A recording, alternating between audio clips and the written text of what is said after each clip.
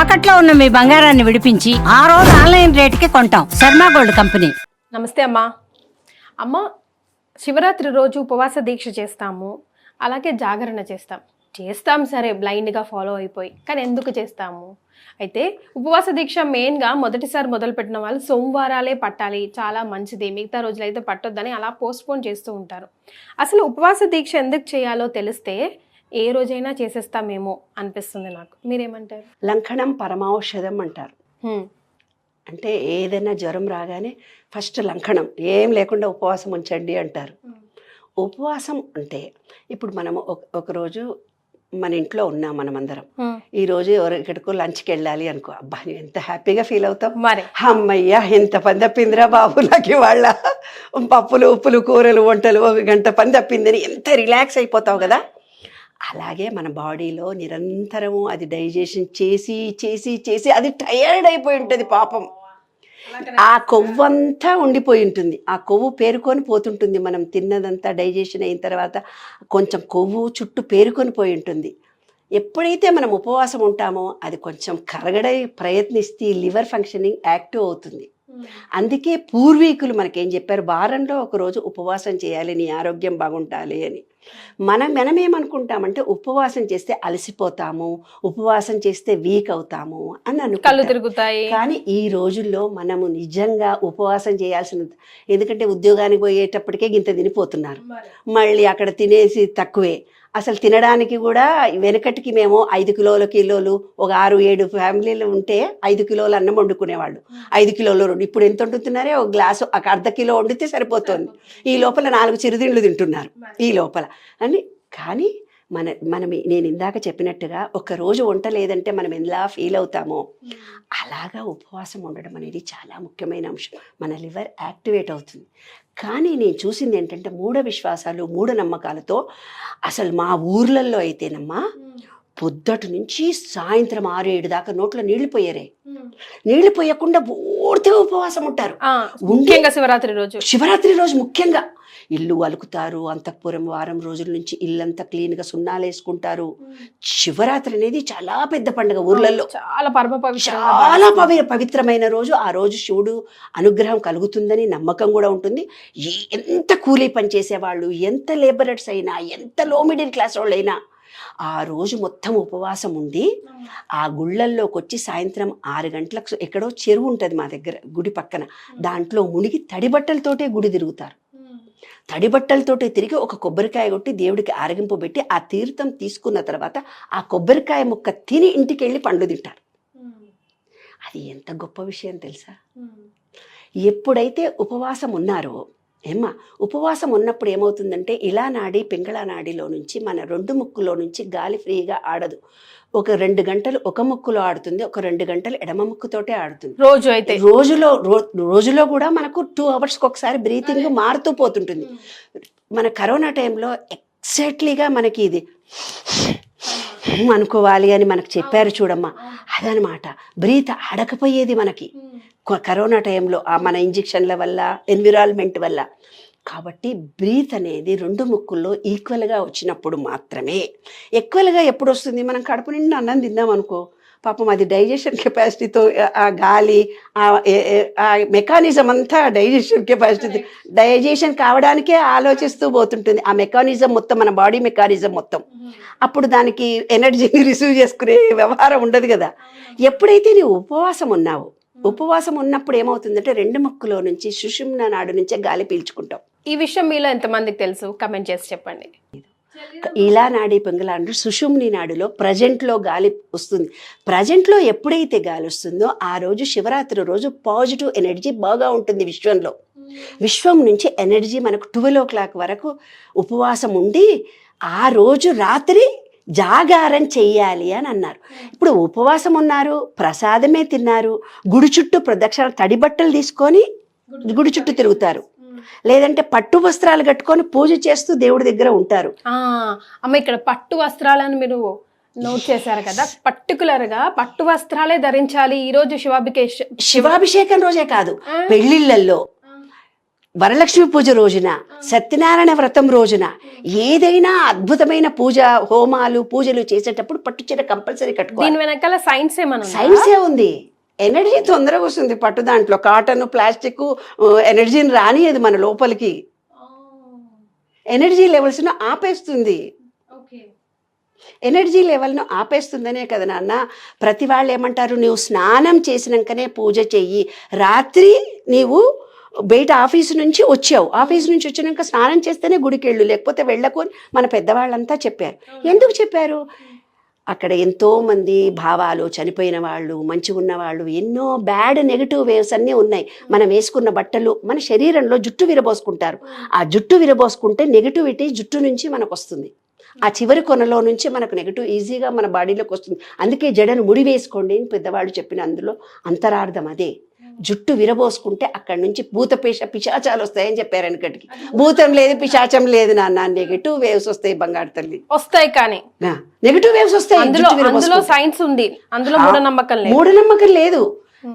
మన ఎంట్రుకలలో నుంచే నెగిటివ్ ఈజీగా గ్రాస్ పై మన బ్రెయిన్కి వస్తుంది. మన శరీరం అంతా నెగిటివిటీ ఉంటుంది.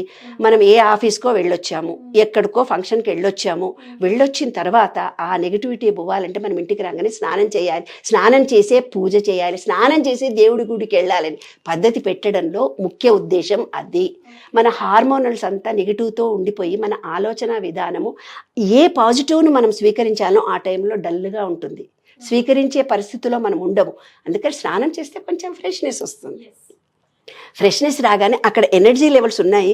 అప్పుడు నువ్వు దేవుడి ముందుకు ప్రశాంతంగా కూర్చొని, భగవంతుడా నాకు ఈ బాధలు ఉన్నాయి, నాకు ఈ కష్టాలు ఉన్నాయి, నాకు ఇవి ఇస్తే నువ్వు బాగుంటుంది, మళ్ళీ నీ గుడికి వస్తాను అని ఆయనతో మంచిగా ఒక అపురూపమైన ఫీలింగ్తో మనం చెప్పుకొని ఆ ఎనర్జీ మనం స్వీకరిస్తాం.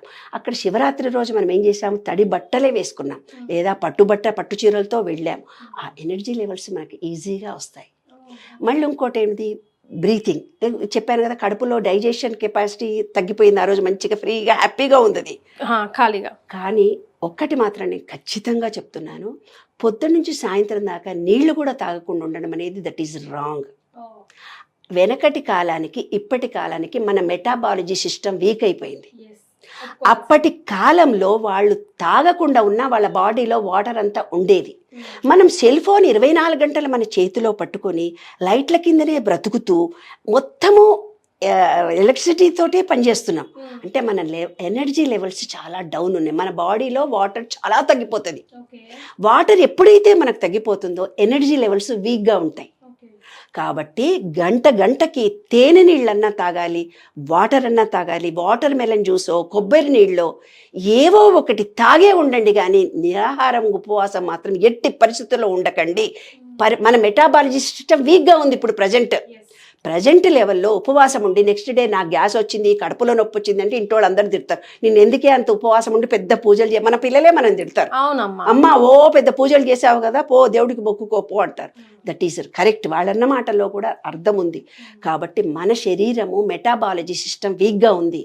వాటర్ లెవెల్స్ చాలా తక్కువ ఉంటాయి. నీ ఉపవాసం ఉన్నప్పుడు డిహైడ్రేషన్ కలుగుతుంది. నెక్స్ట్ డే నీకు ఓపిక ఉండదు. ఓపిక రావాలి, అన్ని పనులు చూసి ఎనర్జీ లెవెల్స్ పెంచుకోవాలి అంటే వాటర్ గంటకి తాగాలి. ఏదో ఒక వాటర్ తాగండి. వాటర్ మెలన్ జ్యూస్ అన్నా తాగండి, మళ్ళీ యాపిల్ జ్యూస్ అన్నా తాగండి, మీ ఇష్టం. తేనె నీళ్ళన్నా తాగండి, చక్కెర నీళ్ళన్నా తాగండి, గ్లూకోజ్ నీళ్ళన్నా తాగండి. వాటర్ మాత్రం గంటకి తాగుతూ ఉపవాసం చేయండి. ఈనాటి పరిస్థితిని బట్టి ఖచ్చితంగా అలా ఉపవాసం ఉంది. రాత్రి ఏం చేస్తున్నావు, జాగారం చేస్తున్నావు. జాగారం అంటే మనం పడుకొని ఉన్నప్పుడు ఎనర్జీ మన బాడీలోకి రాదు. ఎప్పుడైనా బ్రీతింగ్ ఎక్సర్సైజ్ చేసే యోగా వాళ్ళు మన స్ట్రైట్ కూర్చో, బ్యాక్ బోన్ స్ట్రైట్ కూర్చోమ్మా, స్ట్రైట్ కూర్చుంటేనే నీకు అంటే మన బాడీ పడుకొని ఉన్నప్పుడు మూలాధారం, స్వాదిష్టానం, మణిపూరకం, అనాహతము ఎనర్జీ లెవెల్స్ని స్వీకరించే స్థితిలో ఉండదు, పడుకొని ఉంటుంది. కూర్చున్నప్పుడు ఎనర్జీ లెవెల్ యాక్టివేట్ అయ్యి మనం రిసీవ్ చేసుకునే కెపాసిటీతో సహస్రారం ఓపెన్ చేసి భగవంతుని నామాన్ని తలుచుకొని బయట ఉన్న ఇవాళ నేనంతా ఉపవాసం ఉన్నాను, నీ కోసమే నేనున్నాను, మంచి ప్రేమతో ఉన్నానని మనసులో కూడా మన సబ్కాన్షియస్ మైండ్ పొద్దున్న నుంచి భగవన్ నామశరణం విన్నాము, ఎన్నో టీవీలో చూసాము, పేపర్లో చూసాము, గుడికి వెళ్ళి వచ్చాము. అంతా శివ అంటే శక్తి, శివ అంటే లక్ష్మి. శివ అంటే ఎనర్జీ, శివ అంటే పంచభూతాలు, శివ అంటే నీలోని పంచభూతాలు. శివ శివ శివ అని ఆ రోజంతా అన్న మనకు అద్భుతమైనటువంటి చైతన్య శక్తి మనలో ఉంటుంది. అనంత విశ్వశక్తి నుంచి విశ్వము ఆ రోజు జాయింట్గా స్త్రీ పురుషులు కలిసినటువంటి శక్తి జీవం ఆ రోజు పుట్టింది. అంటే ఆ రోజు అద్భుతమైన చైతన్య శక్తి విశ్వంలో ఉంది. లింగోద్భవ కాలం అంటే అదేనమ్మా? అది శివపార్వతులు కలయిక వల్లే సృష్టి జరిగింది. శివుడో పార్వతో బీజమో మనకు తెలియదు కాబట్టి అదొక అద్భుతమైన క్షణము అని మాత్రమే మనకు తెలుసు సైంటిఫిక్గా. కాబట్టి ఆ ఎనర్జీ లెవెల్స్ని మనం స్వీకరించడానికి సన్నద్ధంగా ఉన్నాము. కూర్చొని ఉన్నప్పుడు ఆ వేవ్స్ మనకు బాగా వస్తాయి, పాజిటివ్ ఎనర్జీ వస్తుంది. పడుకుంటే రావు కాబట్టి కూర్చోమన్నారు. మనం కూర్చొని పేకాటలాడతాము, కూర్చొని టీవీలు చూస్తాము. ఇంకో సినిమా, మేము సినిమాలు చూసేవాళ్ళం. 2వ సినిమా 3వ సినిమా ఉండేది, 3rd షో ఉండేది మా కాలంలో.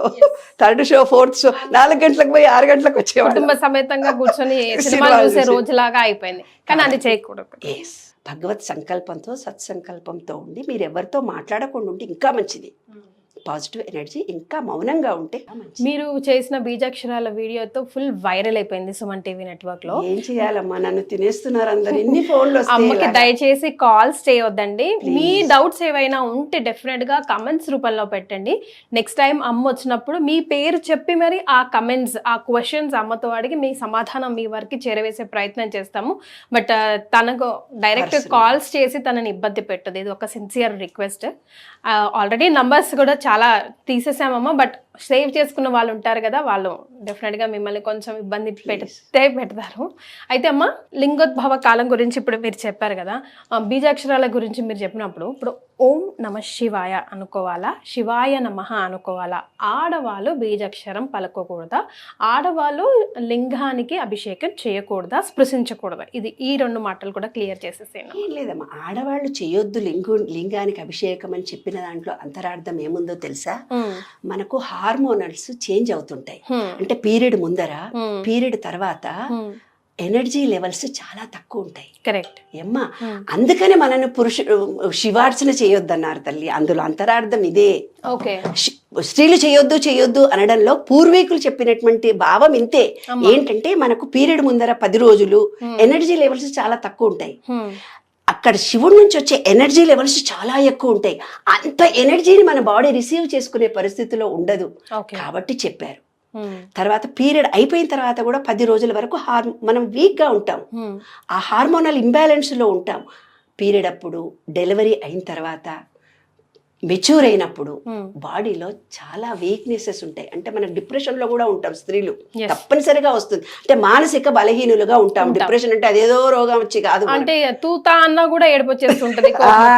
ఎవరన్నా ప్రేమగా మాట్లాడితే బాగుండు అనే ఉంటుంది. నేను ఇంత కష్టపడుతున్నాను ఆహా అని పలకరిస్తే బాగుండు అనే స్థితిలో మనం ఉంటాం. అది జనరల్గా మన హార్మోనల్ ఇంబ్యాలెన్స్లో జరిగేటువంటి ప్రీమెనోపాజ్, ఆఫ్టర్ మెనోపాజ్ ఉంటాయి. అందుకని చెయ్యొద్దు అన్నారు, కానీ తప్పనిసరిగా చేయొచ్చు. నీ జీవితం నీదే, పురుషుడి జీవితం పురుషుడే. నీకు లభించే పాజిటివ్ ఎనర్జీ నీకే, ఆయనకు లభించేది ఆయనకే. పురుషుడు దీపం పెట్టాలన్నా, స్త్రీ దీపం పెట్టాలని లేదు. ఆయన లైఫ్ ఆయనదే, ఆయన పాపపుణ్యం ఆయనదే, నీ పాపపుణ్యం నీదే. పురుషుడు పాపం చేస్తే ఆయన పిల్లలకు వస్తుంది, ఆయన చేసిన పుణ్యం పెళ్ళానికి పోతుంది. కాబట్టి మంచి పని చేయండి, మీ పిల్లల భవిష్యత్తు కూడా బాగుంటుంది. ఇంతకీ ఓం నమ శివాయ అనొచ్చు అంటారా అందరూ? ఓం నమ శివాయ ఖచ్చితంగా అనాలి. ఓం నమ శివాయ అంటే శివభక్తులు ఏమంటారో తెలిసిన అన్న, అది ఓం నమ శివాయ అనేది మంత్రం. ఓం అనేది ఇక్కడుంది ఓం. అది నమ శివాయ ఓం, నమ శివాయ ఓం. నా అంటే మూలాధారం, మా అంటే స్వాదిష్టానం, షి అంటే మణిపూరక చక్రం, వా యా. ఓం నమ శివాయ ఉల్టా అయింది, అయిపోయి ఓం నమ శివాయ. ఓం అనేది లాస్ట్కి రావాలి, నమ శివాయ ఓం యాక్చువల్గా. అంటే మూలాధారము, స్వాదిష్టము, మణిపూరకము, అనాహతము, విశుద్ధి, ఆజ్ఞ, ఓం. ఆ ఓం చేసినప్పుడు 7 యాక్టివేట్ అవుతాయి. 7 మనకు కావాల్సిన ఎనర్జీ వస్తుంది. 7 కలర్స్లో బ్లాకేజెస్ పోయి మొత్తం బాడీ అంతా యాక్టివ్గా పనిచేస్తుంది. ఎనర్జీ పాయింట్స్ యాక్టివేట్ అవుతాయి. కాదు నమ శివాయ ఓం నమ శివాయ పోయి ఓం నమ శివాయ అయింది, అంతే. కాబట్టి అందరూ చేసుకోవచ్చు. ఇది హ్యాపీగా మన బాడీని రీయాక్టివేట్ చేసుకోవడానికి, మంచిగా ఎనర్జెటిక్ చేసుకోవడానికి ఈ విశ్వంతో ప్రేమించండి, ప్రేమతో పూజించండి. భక్తితో నమ్మకంతో చేయండి. ఏదో ఇవాళ చేయమన్నారు శివరాత్రిని యాదృచ్ఛికంగా చేసి అంతే ఫలితం వస్తుంది. మరి నమ్మకము విశ్వాసము ప్రేమతో పూజ చేసినట్టయితే ఫలితం మనకు వస్తుందమ్మా. నమ్మకము విశ్వాసము లేకుండా మీరు పూజ చేయకుండా హ్యాపీగా తిని మీ అంతలో మీరున్నా పర్వాలేదు, కానీ అపనమ్మకంతో మాత్రం ఏ ఏది పూజలు చేయొద్దు. చేయకండి. ఎస్, చాలా సంతోషం అమ్మా, ధన్యవాదాలు. Thank you.